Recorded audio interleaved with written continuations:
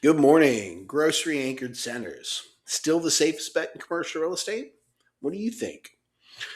In a market defined by interest rate volatility, selective lending, and cautious consumer spending, one retail asset class continues to demonstrate durability, and that's grocery anchored shopping centers.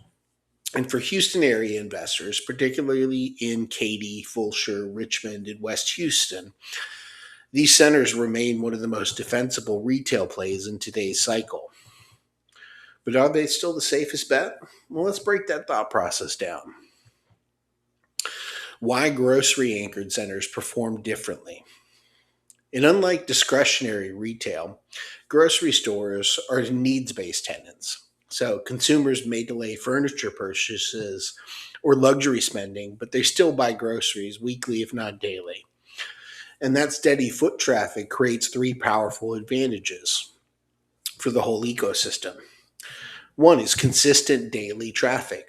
A strong grocery anchor drives repeat visits multiple times per week, and that traffic benefits your quick service restaurants, your service retail, so salons, dry cleaners, medical users, your small format specialty retail. And that whole anchor, the grocery anchor, supports the whole ecosystem. Two is defensive revenue profile. And during economic slowdowns, grocery sales historically remain stable. And in many cases, they actually increase as consumers shift away from dining out to cooking at home. And for landlords, that means lower vacancy risk, stronger tenant retention, but also more predictable NOI. Three, credit quality matters. So, national grocery chains typically carry strong corporate credit profiles. And a well structured long term lease with an established grocer is going to reduce your rollover risk and enhance your asset valuation. So, let's give you some Houston market context. And Houston's population growth continues to support neighborhood retail. Submarkets like FM 1463 Quarter between Katy and Fulshear, or the Grand Parkway Growth Zone, or the West Park Tollway expansion area, they're all experiencing residential density growth, and that's the lifeblood of grocery anchored retail. And remember, more rooftops equals more grocery demand, and retail follows rooftops. And investors focus on demographic momentum rather than speculation, are positioned more defensively. Let's talk about cap rates and valuation dynamics. And in today's capital markets environment, grocery anchored centers often trade at tighter cap rates relative to power centers or fashion driven retail.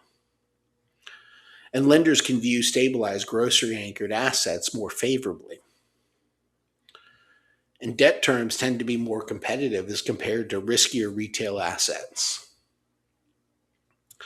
However, pricing discipline is always critical, so let's not over focus there. But low cap rates do not eliminate your risk either. So investors have to evaluate a few things. The big one is look at your grocery anchor's lease term remaining and their sales per square foot and any co-tenancy clauses, but also the tenant mix diversification.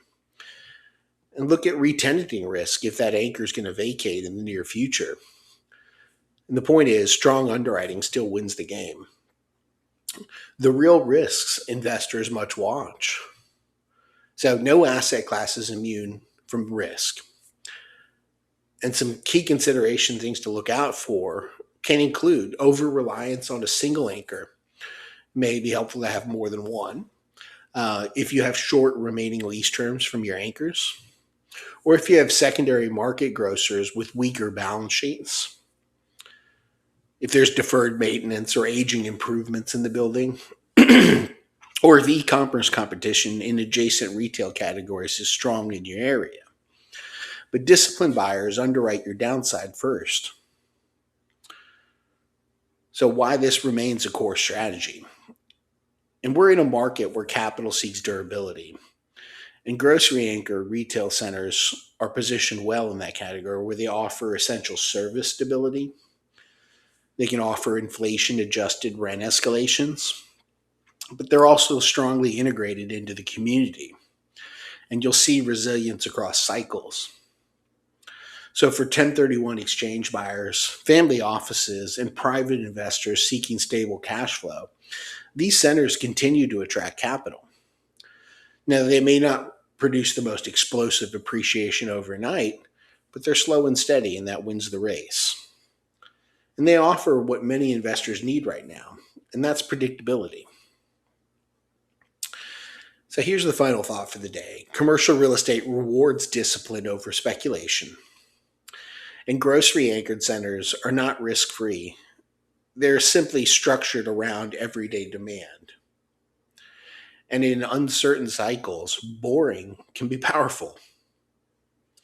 And if you're evaluating retail investments in Katy, in Fulshear, or West Houston, structure and tenant quality matter more than headline cap rates do. That, my friends, is it for the day. Please visit my website, houstonrealestatebrokerage.com, to figure out how to get a hold of me. Love to talk to you more about your situation and see what I can do to help. Have a good one.